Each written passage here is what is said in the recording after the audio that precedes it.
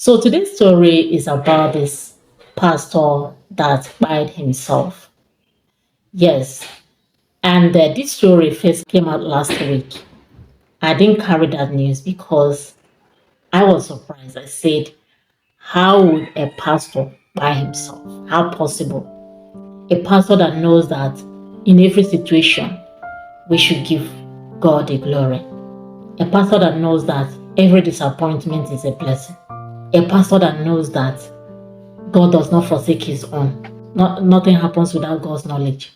Will now take because his girlfriend left him. Okay, first of all,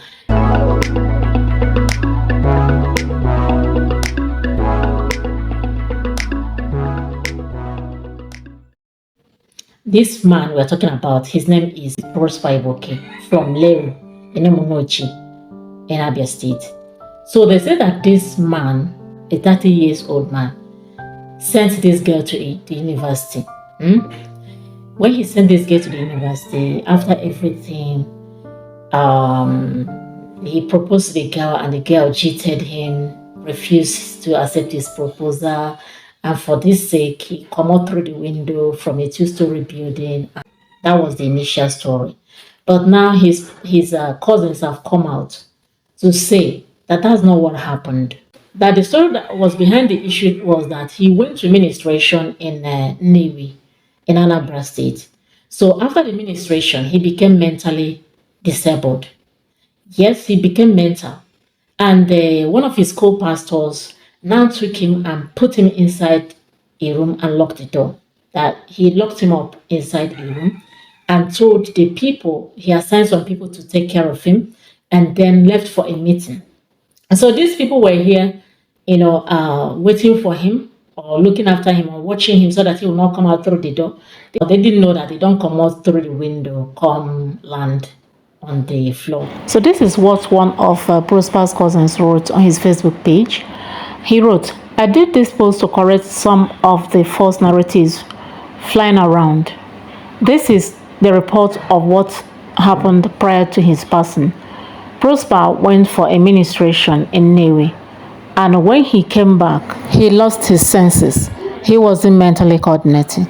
No one knew why his pastor locked him up and asked some people to watch over him while he went to a meeting instead of taking him to a hospital to find out why he wasn't mentally coordinated. Prosper came out through the window he was locked in. His pastor refused to give us his phone to investigate what happened to date. Pastor said Prosper had gifted him the phone. That's something that I'm suspecting here, that this pastor might have some secret that he is hiding, okay? Now, after this man had this mental issue, he locked him up in a room instead of taking action to take care of him, okay? And they locked him in a room, they kept some people in charge of him, and they went for a meeting. Can you imagine? Went for a meeting. Then when he don't pass, he now, and the family members wanted to have his phone. He's now telling them that he won't give them to them because Prosper gifted that phone to him. So to me, I think he's trying to hide something.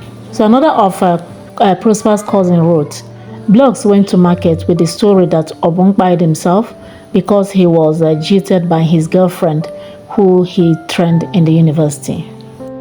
I was wondering when he became rich, and we didn't know because the story did fit into certain narratives. The agenda is picked it up and ran without looking back. They said he died himself because of heartbreak. Meanwhile, the poor girl they maligned stood with the family. He was put inside ground in our farmlands, not because he died himself, but because in our tradition is seen as an abomination for parents to put their children inside ground. It is the duty of the children to put their parents inside ground when a single man or woman comes by. The body is put inside ground far from the village, so the grave won't be a source of grief for his parents. The people that carried the news also said that during the time when they won't put her for inside ground, They carry him for inside bush, come put him inside ground for bush.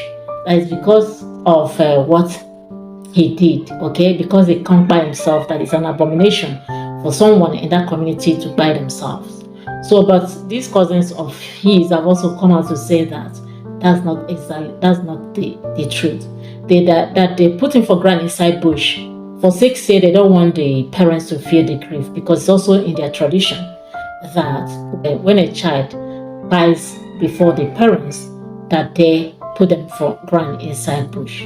So this is exactly what happened. They even talk say the girl where the people they say were rejected him, they mourn with them. That this girl they mourn with them. So if you're a pastor after ministration, especially when you are not all that strong in this work, after ministration, please and please and please go and sort yourself out. Don't say, yes, I'm strong and this, because those that you have fought on the administration ground will still come after you. They will come after you because you have fought them. You have done all manner of things against them. They will come after you. So it's now your duty now, immediately after administration, to go for prayers. To go for deliverance. So, and there is also the duty of those who are taking people to ministration to make sure that they deliver them after the ministration. This thing has happened to my cousin. Yes, my cousin got a serious attack after ministration. Okay, her own be say something can't enter her belly, something they no understand can't enter her belly and at the ground. Come this way the belly they come out, the belly her stomach was growing bigger and bigger and bigger by day. You see how you talk say she dey pregnant, but she no dey pregnant. Something was moving around in her body. Something was growing in her body, moving all over her body. This thing, she carried this thing for 5 years. She carried this thing for 5 years, and the thing was growing inside there, sucking her fluid out. Sucking her fluid. If you see her, oh my goodness. Oh, so this is some of those things that you get from ministration. So that means after ministration, please go for deliverance. Don't say you're a strong person, this and this and that. You're nothing without God. So still go on your knees before God and pray. Remove those things. Pray against any attack that will follow you because of the administration that you did. You have to pray against any attack that will follow you because of the administration that you did. So, my dear people, I don't know what you think about this story. Whatever you think, please leave it in the comment section. If you have not subscribed to my channel up to this moment, kindly subscribe. Please set notifications so that you can easily access my upcoming posts. Like, share my videos to support. Thank you so much.